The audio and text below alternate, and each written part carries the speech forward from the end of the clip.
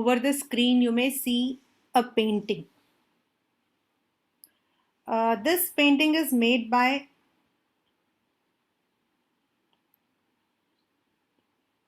Raja Ravi Verma. Right? This is a painting which is made by Raja Ravi Verma. And there is one more painting, this one, and this is made by M.F. Hussain. So there were two paintings. One is made by M.F. Hussain and the second one is made by Dr. Raja Ravi Verma. Right? अब आपने इन दोनों के अंदर what you might have seen is that there is some difference. This is also a painting. This is also a painting. And both of them are renowned painters. This is also using the red and orange color. This one is also using the red and orange color. Right? But you might have seen that there is something different. So what is that? That is what we call as art. That is what we call as art.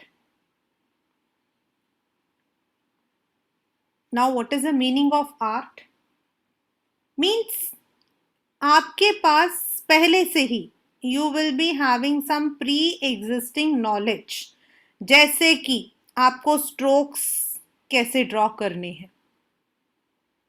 हो सकता है कि आपको जो है face cut देने के लिए you may be asked different kinds of face cuts are there, तो आपको सिखाया जाता है. आंखें बनानी सिखाई जाती है. यानी कि there are some pre existing knowledge जो कि सबके लिए तकरीबन सेम होता, विच इज मतलब विच इज मोर और less the same.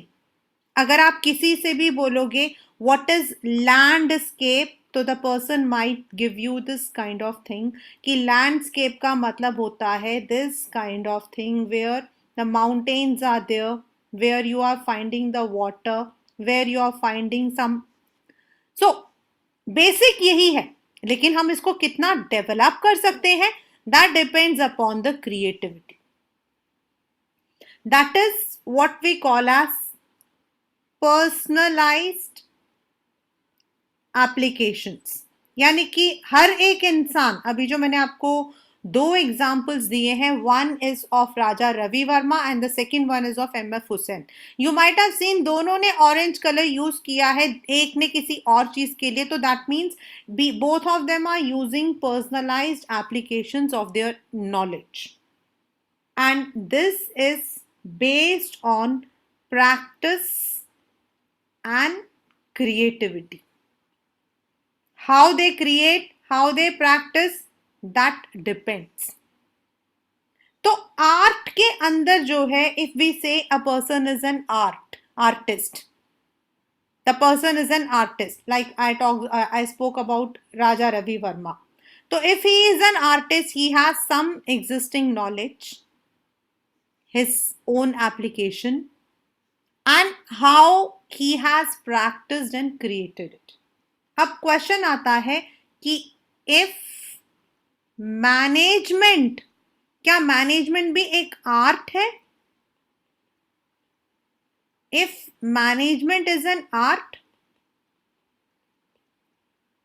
And the question comes to some extent. क्यों? Because in management we have some, हम लोग अगर बीबीए करते हैं, MBA करते हैं, तो we learn certain principles, certain knowledge. कुछ हमारे पास थ्योरी होती है, बट एवरी मैनेजर, हर एक जो मैनेजर होगा, he will use his personal application and it will B situational. मान लो मैं एक मैनेजर हूं, I am working in x company, मैं एक्स कंपनी में वर्क करती हूं. मैं वहां पर I am taking discipline, unity of command, and कुछ और मैं प्रिंसिपल ले रही हूं बिकॉज उस कंपनी में उन चीजों की जरूरत है, वेर एज बाद में आई ज्वाइन वाई कंपनी और वहां पर मुझे और प्रिंसिपल्स की जरूरत होती है, एंड दैट डिपेंड्स ऑन वही discipline. The discipline here may be something else, यहां पर डिसिप्लिन का मतलब कुछ और हो सकता है, because that depends on situation. जब हम ऑनलाइन पढ़ते हैं तो ऑनलाइन के डिसिप्लिन कुछ अलग होते हैं, ऑफलाइन के डिसिप्लिन आपके कुछ अलग होते हैं। डिसिप्लिन डिसिप्लिन है। अब ऑनलाइन में हम कहते हैं कि बेटा you have to come on time, this and that. Offline में हम लोग कुछ और लेकर चलते। When you are in a school, आपका डिसिप्लिन होता है यूनिफॉर्म पहनो, प्रॉपरली कॉम करो। But when you are in college, आपको यूनिफॉर्म की जरूरत नहीं होती है, लेकिन वहां पर भी डिसिप्लिन है। That means the manager will use his personal application according to the situation. And the manager would develop these practices over a period of year. That means management के अंदर there are some qualities of art. Art की कुछ qualities हमारे management में होती हैं। Now is science. अब science में क्या होता है, there is one thing, pure science. If you are adding H2 plus O तो वो H2O ही बनेगा। There is a chemical reaction, there are some physics की कुछ थियोरेटिकल आपके नॉलेज है, आर्किमिडीज प्रिंसिपल, न्यूटन्स लॉ, वो आपका जाएगा ही जाएगा। इट हैज सर्टेन सिस्टमाइज, इसको हम कहते हैं systematised body of language. There are some principles जो कि हम यूज करते हुए चलते हैं। एंड ये जो साइंस होता है, दिस, हम साइंस को कैसे पढ़ते हैं, how do we come to know that science में ऐसा है, how did we come to know Newton ने ये किया था, how did we come to know that Galileo जो है ही हैड इन्वेंटेड टेलीस्कोप, या फिर how do we come to know that the sun rises in the east, the earth revolves around the sun. This is because they have been formed due to observations and experimentations. हम लोग time to time experiment करते रहे हैं। Sometimes the experiments have failed, sometimes it has given new results. जैसे madam Curie ने रेडियम का जो है, she had invented radium. So observe करके, एक्सपेरिमेंट करके हम उसका जो है, we try to find out the solution, we try to find discover the things, and they are applied everywhere. आप घर के अंदर पानी में नमक डालोगे तो भी वो घुल के नमकीन पानी बनेगा, whether it is ocean जहां पर you are having the salt and water that is salty, so it is universally applicable, or universal validity is there. You are using it everywhere, it is universally true. Now in management we do have some body of knowledge, जो हमने ऊपर art के लिए पढ़ा था ना, same, we have some theories. हमारी कुछ theories हैं, जैसे मैस्लो थ्योरी, जैसे आपके कंट्रोलिंग में हमारे पास है MBE, management by exceptions. We have the principles of Taylor, we have the principles of Fayol's. हमारे पास कुछ थ्योरीज हैं, and these theories have been based on the experiments and observations. अलग अलग मैनेजमेंट पीपल ने, डिफरेंट मैनेजमेंट गुरुज जो हैं, they have observed them, they have experimented them, and then they have derived something new.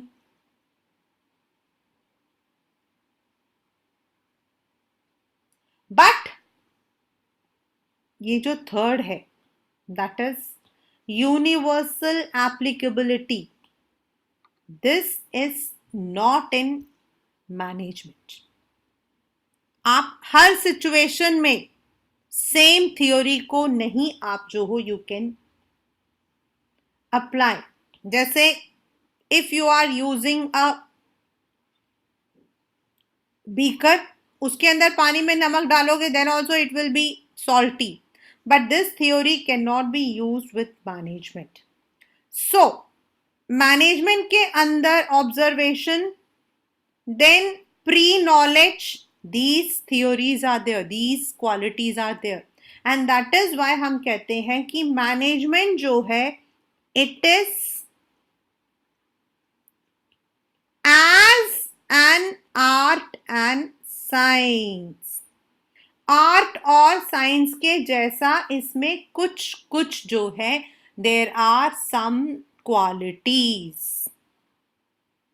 This is what we call as management as an art and science.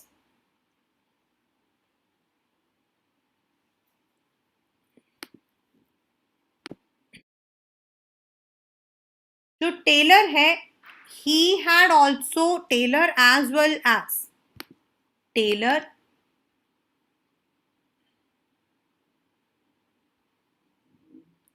as well as Fayolles. दोनों ने जो है they are called as principal gurus. And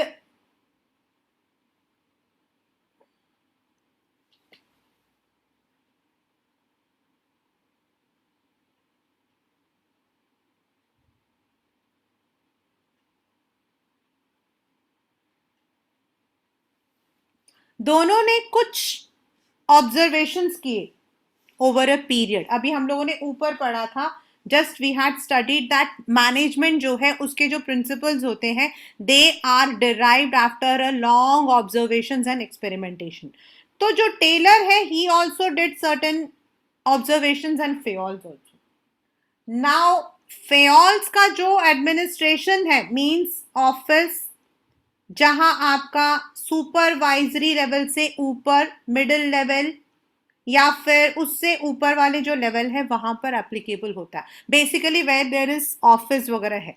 where is जो Taylor के principles हैं they are all used in the work house, यानी कि actual जहां पे लोग काम करते हैं, दैट इज जहां आपके लेबर्स हैं, सुपरवाइजर्स हैं, फोरमैन है, वहां पर जो है दे आर यूज्ड. यानी फैक्ट्री के अंदर जो है वहां ये यूज हुआ. तो अब इन्होंने भी कुछ प्रिंसिपल्स लिए थे. इनके तो थे हमारे 14 प्रिंसिपल्स, वेरस इनके थे ओनली 4 प्रिंसिपल्स.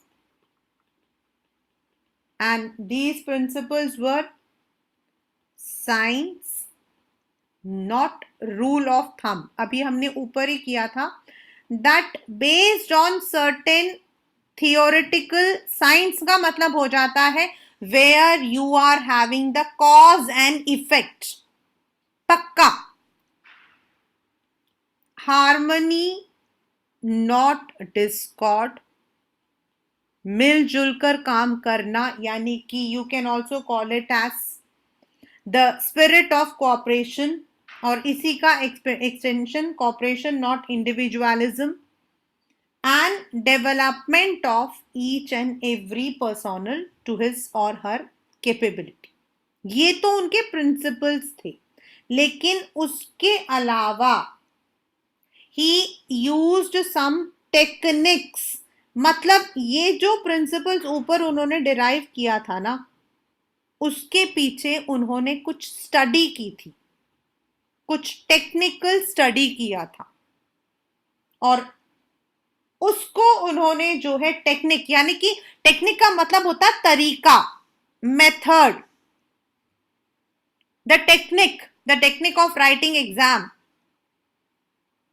तो वो तरीका जो है ही हैड स्टडी, और उसके अंदर the very first technique he said was functional foremanship.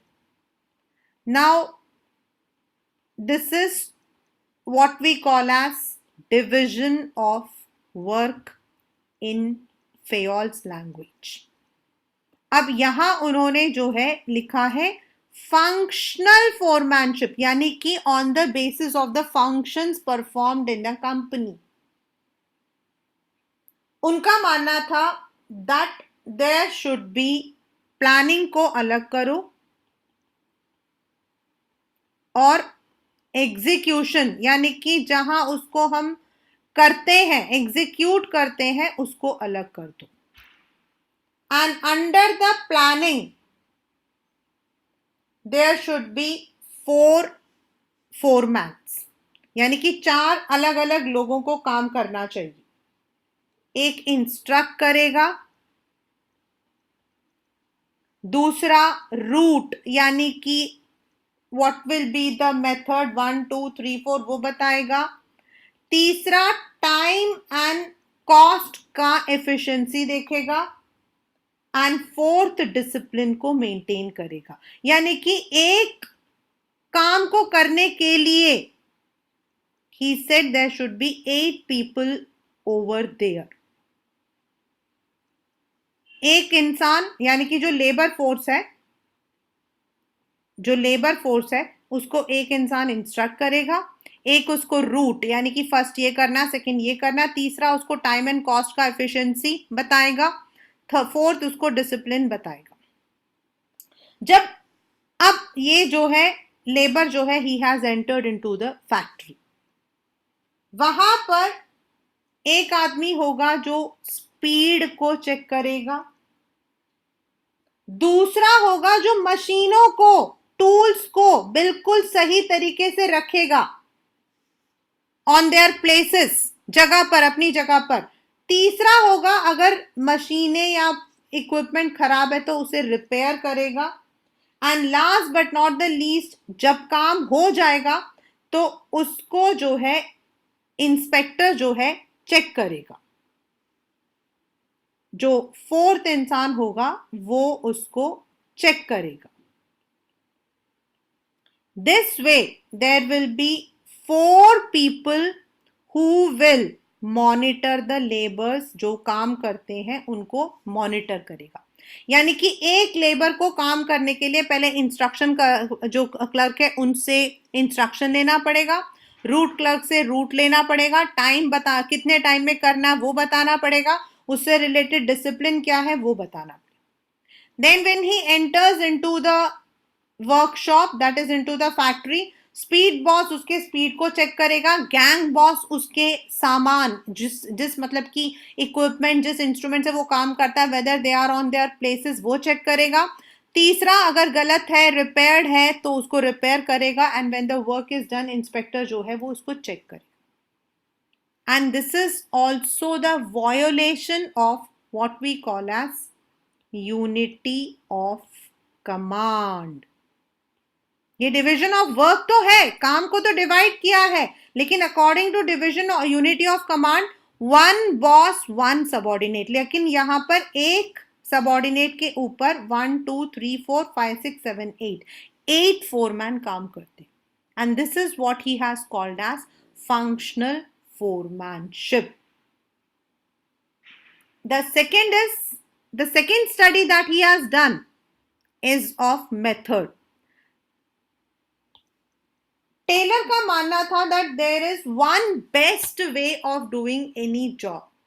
किसी भी काम को करने के लिए there is one best method, and to minimize the cost of production, to improve the quality, we must use the best methods.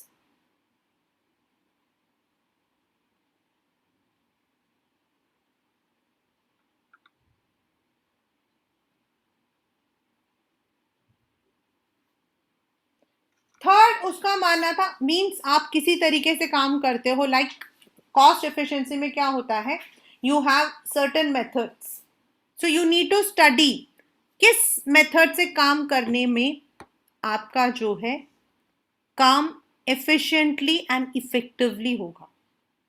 Third is motion. Means motion का मतलब है The movement undertaken.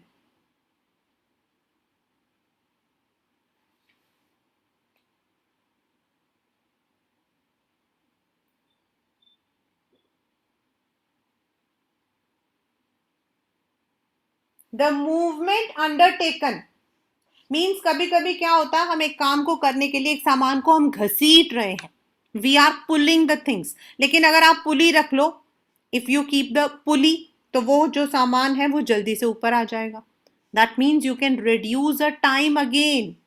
तो बेस्ट मूवमेंट किससे आ सकता है वो. Then there is a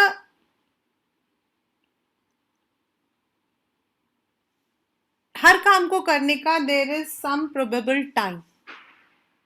so we need to take a standard time. अब for example I tell you this thing. अब उस दिन मैंने जो है when I took the pre boards, आपने और संभव ने बहुत जल्दी कर लिया, whereas Ayush took longer time. तो there might be similarly while we are doing a work, everybody take some time. कोई बहुत जल्दी कर लेता है तो कोई बहुत देर से करता है, but in company we have to keep a standard time. So we have to see, हमें देखना पड़ेगा कि कितना किस तरीके से काम करने से what will be the standard time with a reasonable skill. उससे क्या होगा, we can estimate. अगर एक घंटे में, अगर हमें एक दिन में समझ लीजिए कि we want to manufacture 1000 units and the laborers are working 10 hours, यानी कि एक घंटे में हमें 100 यूनिट्स बनाने हैं. और 100 यूनिट्स बनाने के लिए we must know how many labours we require. अगर एक लेबर एक घंटे में 10 यूनिट बनाता है तो हमें 10 लेबर्स की जरूरत होगी जो कि 100 यूनिट बनाएंगे. सो टू स्टडी दिस फैक्टर कि एक घंटे में कितना काम हो सकता है, इन अ डे कितना मैन्युफैक्चर हो सकता है, इन अ मंथ कितना हो सकता है, we need to know the standardised time. थोड़ा बहुत डिविएट हो सकता है. कोई एक लेबर होगा जो कि एक घंटे की जगह 20-40 मिनट में कर लेगा, and there might be who might take some, but we have to take a standard time. Every person while he और शी वर्क्स, वो टायर्ड हो जाता है. तो कितनी देर में टायर्ड होता है एक इंसान. अब हम लोग जो काम करते हैं we are doing mental work, whereas जब वर्कर्स होते हैं, लेबर्स होते हैं, they do the physical work. So they may be tired after 3 hours, 4 hours, and this depends on a company कि वो कंपनी क्या मैन्युफैक्चर करती है, वहां पे किस तरीके का काम चलता है. So we have to study कि what is the minimum hours and maximum hours a person can work, और उसके बाद that person should be given some time to refresh. और उसके लिए हमें फटीग स्टडी यानी कि टायर्डनेस, उसको हमें स्टडी करना पड़ेगा. The next is differential piece wage system. This is again the violence of principle of remuneration. According to Fayol's, एक जगह पर अगर हम एक ही ग्रेड में काम करते हैं तो we should get equal pay, but according to Taylor, at the workers level the pay should be according to the work. जितना वो काम करते हैं उतना ही हमें उन्हें पैसा देना चाहिए. For example there are 2 workers, 2 काम करने वाले हैं. एक in 1 hour he is doing 100 units, और दूसरा बी वो 1 आवर में 200 यूनिट्स बनाता है. अगर हम दोनों को एक ही सैलरी देंगे तो ये हमेशा ही विल बी लेजी, और ये जो है ही विल बी डीमोटिवेटेड. और इसीलिए जो 100 यूनिट्स बनाता है उसको हम एट द रेट ऑफ 2 देंगे, यानी कि उसको 200 रुपए मिलेंगे। वेरएस जो 200 यूनिट बना रहा है उसको हम at the rate of 5 rupees देंगे। इसको भी मोटिवेशन मिलेगा कि अगर मुझे ज्यादा पैसा चाहिए तो मुझे ज्यादा काम करना है, and he will also be motivated that I am getting money according to my work. तो this is the principle, this is the study that he has done कि when workers are giving different produce, different outputs, तो उनको payment भी different होनी चाहिए। Last but not the least, which we also use in marketing, हम इस मतलब की जो टेक्निक है इसको we also use in marketing, that is the work should have a standardized position, standardized quality. For example, अगर एक कंपनी है, if it is manufacturing shoes and they are using fox leather, so the specification fox leather में किस तरीके का use करना है, standard, उनके यहाँ पे कंपनी में स्टैंडर्ड क्या यूज करते हैं, like in some of the hotels they use cow ghee, that is the standard. In some of the वो they use only the मतलब दूसरे तरीके का कोई ऑयल होता है, olive oil, that is the standard. जितने भी आपके चाइनीज आइटम्स होते हैं दे आर नॉर्मली, मतलब इन स्टैंडर्ड होटल के अंदर आप जाओगे तो वहां वो ऑलिव ऑयल से बनाते हैं। तो we have to keep a standard कि हमारा क्या रहेगा स्टैंडर्ड, एंड सिंप्लीफिकेशन होता है जो जब आप बना रहे हो, शूज बना रहे हो, तो आपके पास मेन शूज है, विमेन शूज है, चिल्ड्रन शूज है। तो मेन शूज में आप क्या साइज रखोगे, जैसे कुछ लोग यूके साइज लेते हैं 6, 8, 9 ऐसे, कुछ लोग दूसरा साइज लेते हैं 37, 38, 39। तो 37 हम किसको बोलते हैं, दैट इज स्टैंडर्ड। एंड कितने साइजेस हमारे बनेंगे, मतलब ये हमारे मेन के लिए हम यूज कर रहे हैं, विमेन के लिए भी यूज करेंगे, लेकिन बच्चों के लिए हम यूज करते हैं 1, 2, 3, 4 यूज करते हैं। सो हम उसको सिंप्लीफाई कर देंगे ताकि when you are packing, when you are selling out, तो you will be having the clear cut, आपके सामने क्लियर होगा कि ये वाला जो जूता है दिस इज चिल्ड्रन सेक्शन, ये वाला जो है ये मेन सेक्शन है, ये जो है this is women section. So these are the 7 techniques that Taylor had studied. He wanted that study should be done and work should be produced. The output should be according to the same.